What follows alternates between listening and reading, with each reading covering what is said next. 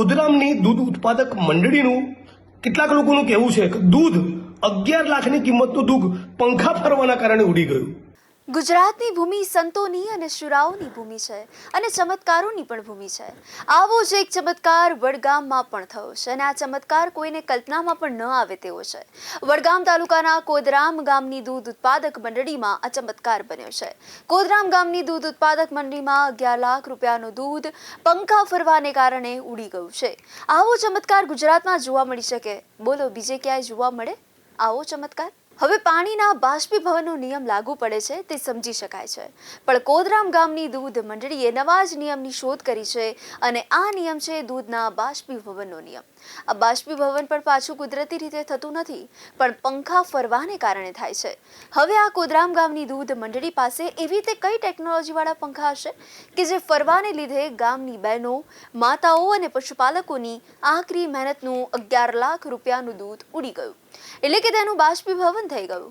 આશ્ચર્યની વાત તો એ છે કે કોદરામ ગામની દૂધ મંડળીએ હજી સુધી એમના આ પ્રકારના પંખાની ટેકનોલોજીની પેટન્ટ પણ કઢાવી નથી। ખરેખર તો તેમણે આની પેટન્ટ કઢાવી જ લેવી જોઈએ, જેથી બીજો કોઈ ઉપયોગ કરે તો તેની રોયલ્ટી મળે। આ બનાવને પગલે લાગે છે કે હવે આપણે બાષ્પીભવનના પણ નવા નિયમ ભણવા પડશે।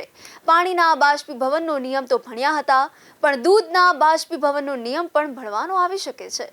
વડગામના ધારાસભ્ય જિગ્નેશ મેવાણીનું કહેવું છે કે કોદરામ ગામ પાસે આ પ્રકારના પંખાની ટેકનોલોજી છે તે જાણીને જર્મની સહિત યુરોપના ટેકનોક્રેટ્સ પણ ચોંકી ગયા છે। તેઓને પણ આ નવી ટેકનોલોજી અંગે જાણવાની ઈચ્છા થઈ છે અને તેઓ આ માટે કોદરામ ગામની મુલાકાત પણ લેવાના છે। તેવા વ્યંગાત્મક પ્રહારો પણ કર્યા। વડગામ દૂધ ઉત્પાદક મંડળીનો નફો 12 થી 13% વચ્ચે છે, જ્યારે મુમનવાસમાં આવેલી ડેરીનો નફો પણ લગભગ એટલો જ છે। તેની સામે કોદરામ ગામની દૂધ ઉત્પાદક મંડળીનો નફો માંડ 6.5% છે અને હવે 1-2% ફેરફાર હોય તો સમજી શકાય, પણ ઉપરોક્ત બંને દૂધ મંડળી કરતા અડધો નફો હોવાને કારણની ચકાસણી કરી તો જાણવા મળ્યું કે પંખા ફરવાને કારણે 11 લાખ રૂપિયાનું દૂધ ઉડી ગયું। જિગ્નેશ મેવાણીએ ત્યાં સુધી જણાવ્યું હતું કે વાસ્તવમાં તો આ પ્રકારની શોધ કરનારાનું સન્માન કરવું જોઈએ।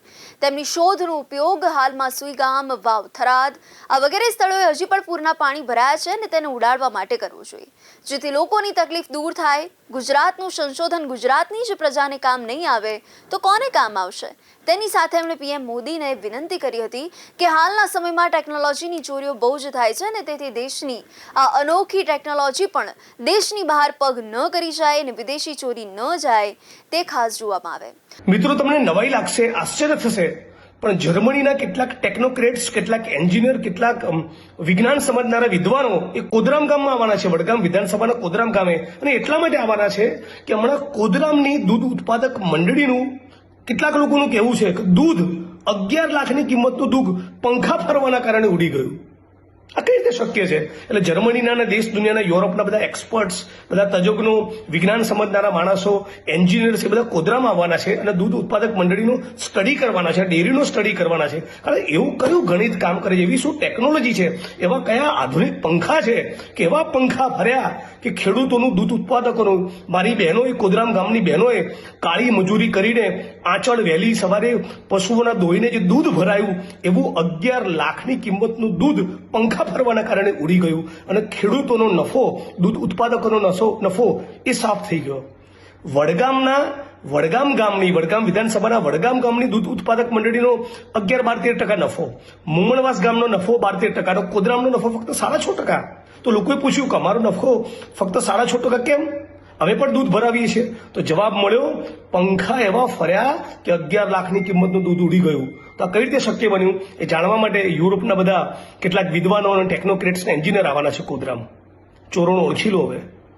અને હું તો સરકારને અપીલ પણ કરું છું કે આ ટેકનોલોજીનો ઉપયોગ આખા વાવ, થરાદ, સુઈગામ પંથકમાં કરો। હજારો લાખો લીટર પાણી લોકોના ઘરમાં, લોકોના ખોરડામાં, સ્કૂલોમાં, આખા વિસ્તારમાં ભરાયેલું છે, તો પાણી પણ ઉડી જાય। જો 11 લીટર દૂધ ઉડી જતું હોય તો 11,000 લીટર પાણી પણ ઉડી જાય। અને મારી નરેન્દ્ર મોદીને, માનનીય પ્રધાનમંત્રીને વિનંતી અને અપીલ છે કે આ ટેકનોલોજી, આ ખાસ ટેકનોલોજી જે કોદરામની આગવી ઓળખ છે એ દેશની બહાર જવી ના જોઈએ, એને સાચવી લેજો। વાસ્તવમાં રાજ્યમાં જ્યાં પણ પાણી ભરાવાની સમસ્યા હોય ત્યાં દૂધ ઉડાડી દેતા નવી જ ટેકનોલોજીવાળા પંખાનો ઉપયોગ કરવો જોઈએ, જેથી લોકોને પાણી ભરાવાની સમસ્યાથી તાત્કાલિક રાહત મળે.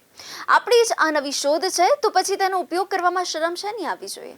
એની સાથે સાથે દેશના બીજા રાજ્યોને પણ આ ટેકનોલોજી પૂરી પાડવી જોઈએ, જેથી એમને પણ પાણી ભરાવાની સમસ્યાથી રાહત મળે. પૂરની સમસ્યાનું પણ મહદઅંશે નિવારણ કરી શકાય. ટેકનોલોજીનો યુગ છે, તો પછી ટેકનોલોજીનો ઉપયોગ પણ કરવો જોઈએ. કોદરામ ગામની દૂધ મંડળીની રવિવારે વાર્ષિક સામાન્ય સભા યોજાઈ. ગામની ડેરીએ 6.25% સામાન્ય ભાવ વધારો જાહેર કર્યો. ભાવ વધારો ઓછો આવતા પશુપાલકો ગુસ્સે ભરાયા હતા અને પશુપાલકોએ તેને મંજૂરી આપી ન હતી. પશુપાલકોનો એક જ સવાલ હતો કે આટલો ઓછો ભાવ વધારો કેમ? દૂધ મંડળીના ચેરમેને રજિસ્ટ્રારમાં 11 લાખની ઘટ દર્શાવી છે. પશુપાલકોનો આક્ષેપ છે કે વાર્ષિક અહેવાલમાં 11 લાખની ઘટ દર્શાવવામાં આવી છે. પશુપાલકોનું કહેવું છે કે તેમને દૂધ ડેરીના ચેરમેને એવો જવાબ આપ્યો કે પંખાના કારણે દૂધના વજનનું બેલેન્સ ન રહેતા આ વધઘટ થઈ. આમ પંખાને કારણે 11 લાખ રૂપિયાના દૂધના વજનની ઘટથી પશુપાલકો સહિત લોકોમાં પણ આશ્ચર્ય ફેલાયું છે. લોકોને પૂરેપૂરી શંકા છે કે અહીંયા ગેરરીતિ થઈ છે, ને જ્યારે ચેરમેનનો દાવો છે કે 11 લાખ રૂપિયાની ઘટ ફક્ત દૂધની નહીં, ડેરીને સફાઈના મુદ્દે પણ દંડ ફટકારાયો હતો અને ડેરીમાં સગવડોના અભાવને કારણે પણ તેને દંડ ફટકારાયો.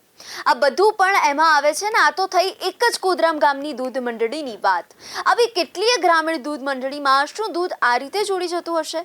પશુપાલકોએ તાજેતરમાં સાબર ડેરી અને દૂધ સાગર ડેરી આ વગેરે સ્થળોએ સારા ભાવ માટે રસ્તા પર ઉતરવું પડ્યું. તે શું આ રીતે દૂધ ઉડી જવાને કારણે ઉતરવું પડ્યું હશે? રાજકારણ બાજુએ રહ્યું, પરંતુ પશુપાલકોના હિતનું શું? આ ડેરીઓના હૈયે વસંત નથી.